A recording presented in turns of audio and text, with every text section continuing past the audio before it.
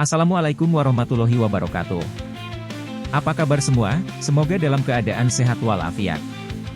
Pada sesi kali ini, kita akan menambahkan paket dependensi. Membuat data kelas, setting database, database entity, dan objek data access. Bahasan kali ini akan memakan waktu lama, namun akan kita persingkat saja. Namun untuk skripnya bisa kita lihat di GitHub. Berikut adalah sampling aplikasi lama dari proyek saya sebelumnya. Ada beberapa proyek serupa pernah saya buat. Saat bereksperimen mungkin kita akan membuat beberapa proyek kecil, sebelum akhirnya menyatukannya dalam satu proyek khusus. Jika sebuah proyek dibuat dengan perencanaan yang matang tentunya akan menghasilkan aplikasi yang bagus. Berbeda halnya dengan saya yang hanya bereksperimen mengikuti alur pembelajaran 90 hari yang saya buat listnya sendiri, dan hanya mengisi waktu senggang atau sekedar menyalurkan hobi. Sebelum lebih lanjut ke pokok pembahasan, saya akan coba jelaskan mengenai skema database akan kita terapkan dalam aplikasi ini.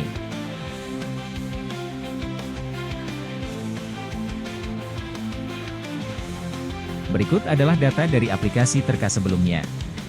Pada pembuatan ulang kali ini pun kita tidak akan banyak melakukan perubahan pada skema database.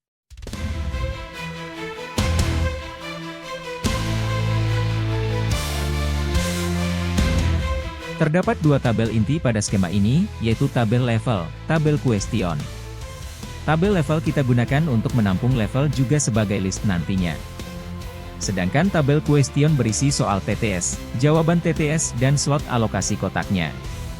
Sedangkan untuk pemrosesannya kita akan lebih banyak menggunakan data kelas pada pengkodingannya. Kita akan lihat side by side pada aplikasi Terka TTS sebelumnya. Kita akan lakukan clear data penyimpanan agar aplikasi kembali ke state awal.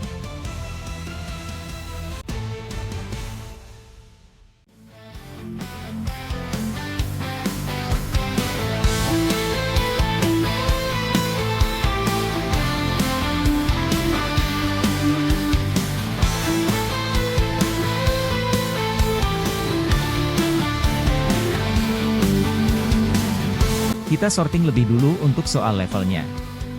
Field number kita gunakan sebagai posisi kotak isian awal, field direction untuk lajur mendatar atau menurun, asking untuk soal pertanyaan, answer untuk jawaban, sedangkan slot adalah alokasi kotak jawaban untuk visualisasi jawaban pengguna nantinya.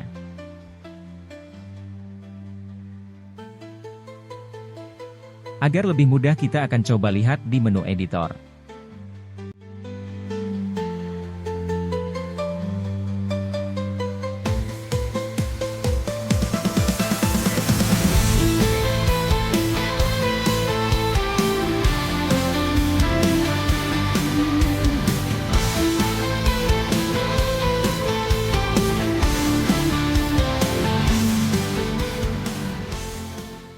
Seperti terlihat, field answer kita tempatkan pada slot kotak isian dengan cara mencacah karakternya satu per satu.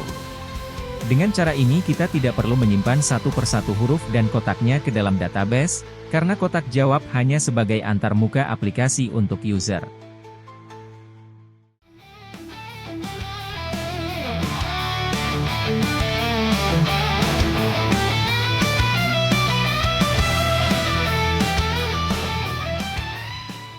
Baiklah, sekarang mari kita tambahkan beberapa paket dependensi yang akan dibutuhkan oleh aplikasi kita. Kita akan menambahkan pada Gradle KTS pada modul project juga Gradle KTS pada modul F. Jangan lupa mengaktifkan koneksi internet ketika melakukan aksi ini. Dan jangan lupa lakukan sinkronisasi. Untuk mengetahui lebih jauh satu persatu fungsi dan fitur dependensi yang kita masukkan silakan lakukan penelusuran Google. Untuk video mengenai hal ini insya Allah akan saya buatkan setelah proyek ini selesai.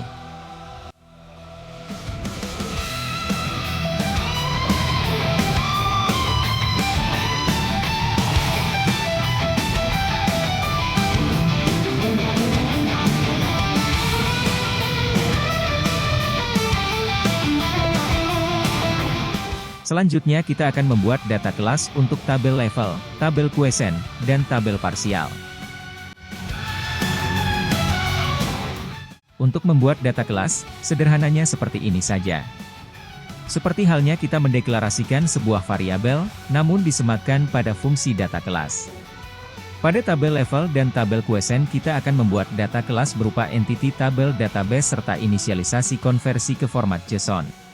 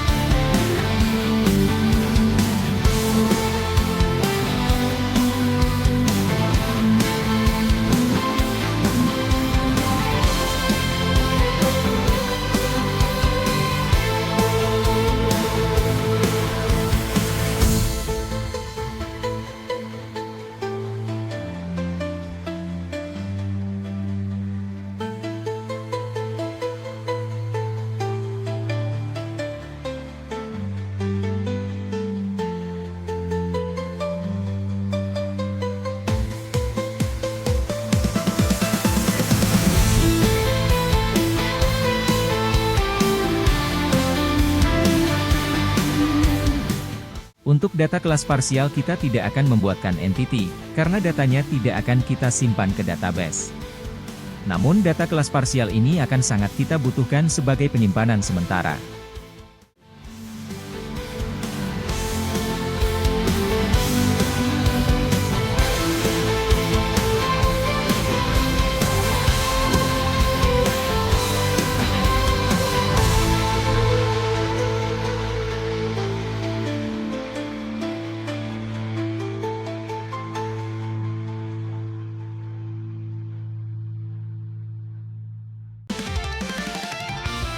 Sekarang, kita akan menambahkan pula data kelas lainnya yang diperlukan oleh proyek kita.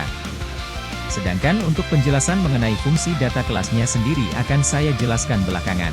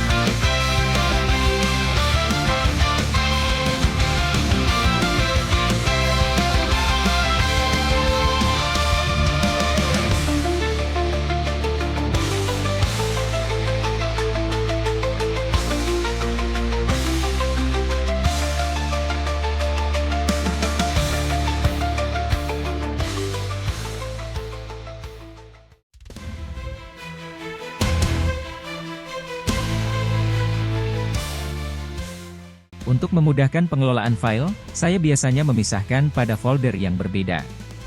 Dalam istilah lain biasanya disebut dengan struktur project. Project struktur pada Android Studio bisa dikatakan fleksibel, tidak ada yang baku seperti misalnya pada pemrograman scripting dengan model MVC, HMVC dan lainnya. Namun biasanya dapat kita bagi dalam 3 kategori, tergantung skala project yang kita buat, misalkan untuk project kecil, medium, ataupun skala besar. Saat kita melakukan restruktur ulang project kita, Android Studio akan meminta kita, apakah akan melakukan perubahan pengalamatan paket yang kita import pada file kita. Dalam istilah ini bisa kita sebut dengan refactoring.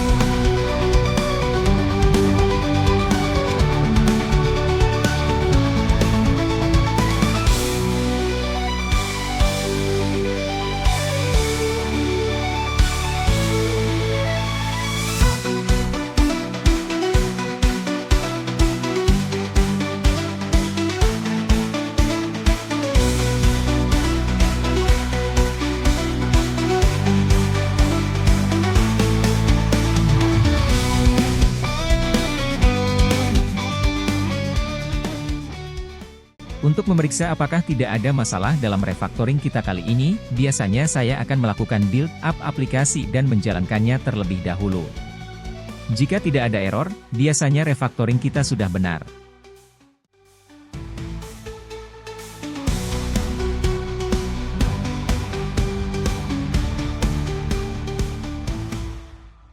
Sambil menunggu kompilasi selesai, mari kita lanjutkan untuk membuat data akses, atau biasa disebut DAO. DAO atau Objek Data Akses ini berisi interface berupa fungsi ataupun perintah-perintah SQL untuk pengaksesan database. Namun interface itu sendiri, penggunaannya tidak terbatas pada akses database semata, bisa saja kita membuat interface untuk perintah-perintah lainnya. Di Kotlin, interface adalah sebuah blueprint yang dapat digunakan untuk mengimplementasikan kelas. Hanya saja, interface tidak dapat dibuat instansasi. Interface hanya dapat diimplementasikan oleh kelas atau objek. Interface di Kotlin dapat berisi metode abstrak dan properti. Juga dapat berisi implementasi metode, tetapi tidak dapat menyimpan status, artinya mereka tidak dapat memiliki bidang yang menyimpan nilai.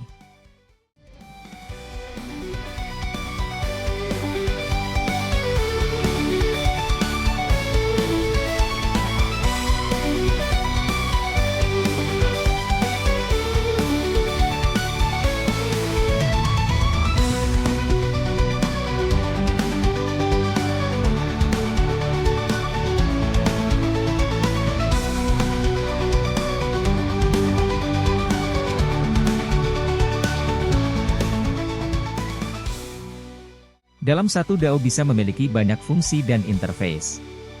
Namun saya biasanya hanya menuliskan sebatas header-nya saja, sedangkan interface-nya saya pisahkan pada file yang berbeda. Selanjutnya akan saya percepat lagi videonya. Untuk skrip lengkapnya nanti bisa kita lihat di GitHub.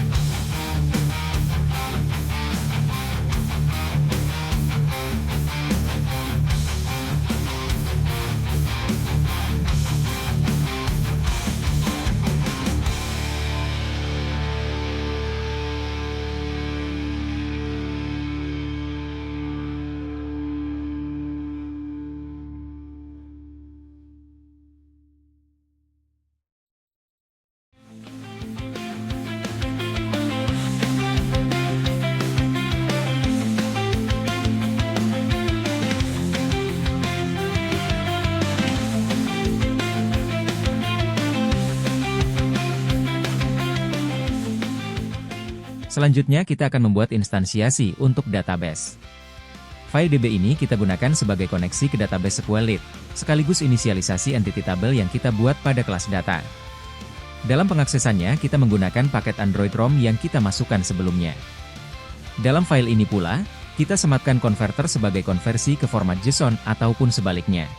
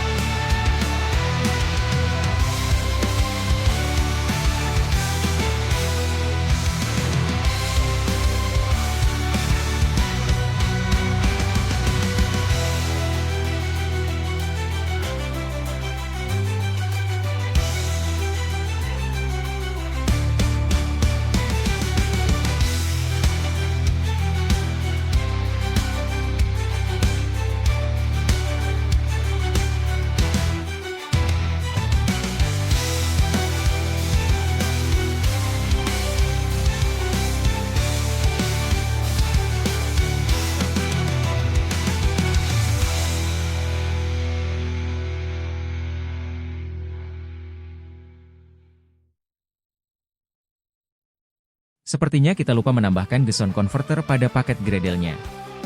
Mari kita tambahkan dulu paketnya. Paket converter yang saya gunakan adalah JSON converter yang merupakan bagian dari paket retrofit. Fungsi converter ini sendiri, karena SQLite tidak dapat menyimpan file berupa list, karenanya kita gunakan konversi datanya terlebih dahulu.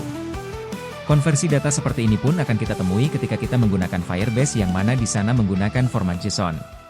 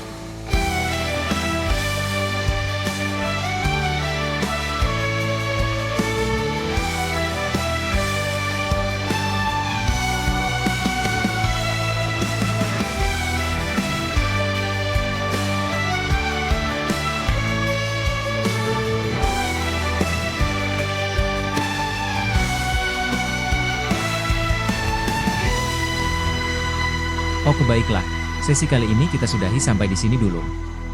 Sampai jumpa di sesi kita selanjutnya. Akhiru kalam, wassalamualaikum warahmatullahi wabarakatuh.